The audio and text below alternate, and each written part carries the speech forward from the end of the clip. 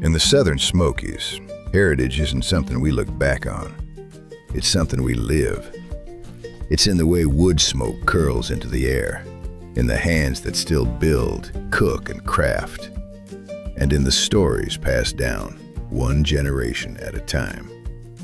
Across these mountains, there are places committed to holding on to that way of life. Places that don't just preserve history, they keep it alive. The Foxfire Museum is one of those places. And for some, like Chef Kyle Briner, it didn't just teach history, it made history.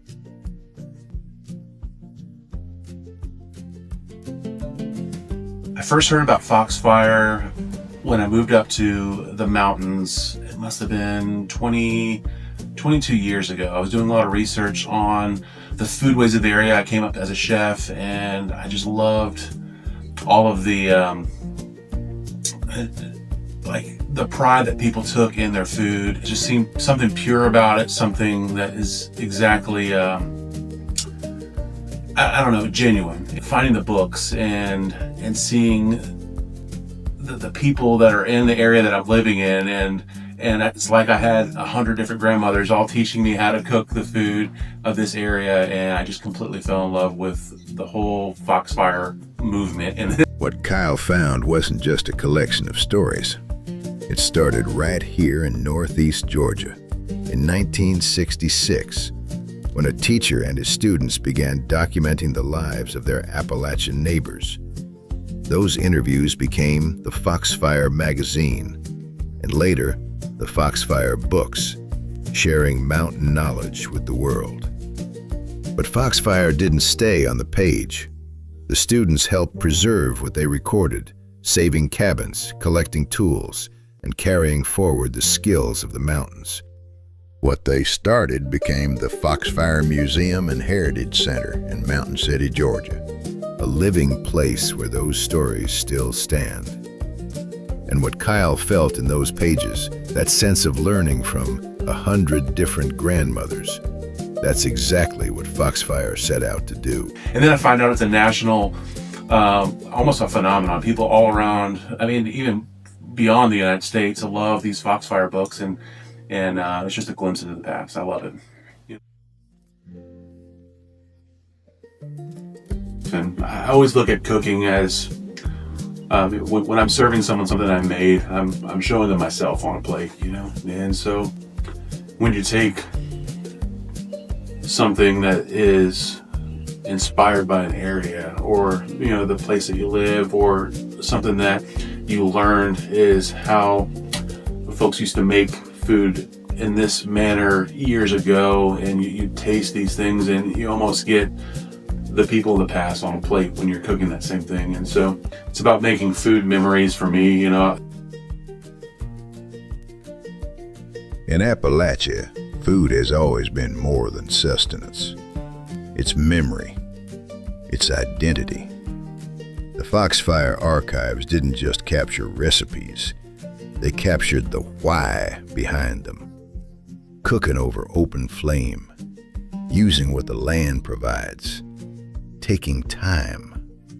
The same principles that live on in Kyle's kitchens today. Because when food is rooted in place, it carries the people of that place with it. I'm tearing up thinking about it, like if this wasn't here, I mean, this is special, it really is. And those books are special. And the volunteers here, everyone here loves this place. And they love our area, and they love teaching that to people. And they want their grandkids to see, how they grew up. I mean, I would love to be able to, my grandmother came from Germany, and I would love to be able to take a glimpse into like how she lived and how she grew up, and the foodways that I can see it on the dining room table when I'm eating. When I was a kid, I can taste her past and her food, and for people to be able to come up to here and still have cooked on an old wood stove, some chicken and dumplings, and a cobbler made right from a wood-fired oven. That's something that's special, and you can taste the tradition in that type of cooking. And so it's special. It really is. So. Places like Foxfire don't exist by accident. They're kept alive by people who choose to protect them. Volunteers, storytellers, craftsmen, teachers.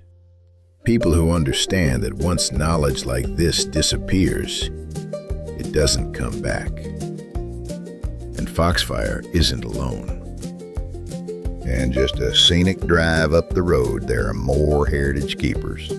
John C. Campbell Folk School, Blue Ridge National Heritage Area, Museum of the Cherokee People, Stokoa Valley Arts Center, Cowie School, and others, each one keeping the Smoky Mountains heritage, arts, crafts, trades, and stories for generations to come.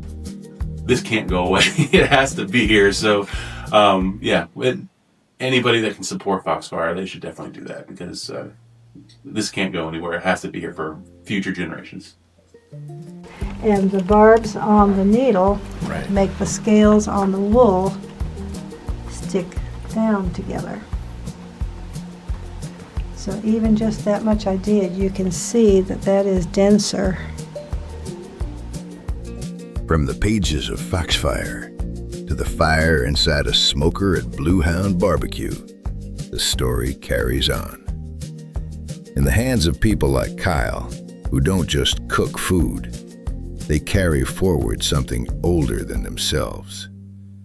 Because here, tradition isn't recreated, it's remembered, it's practiced, it's passed down, one plate, one story at a time.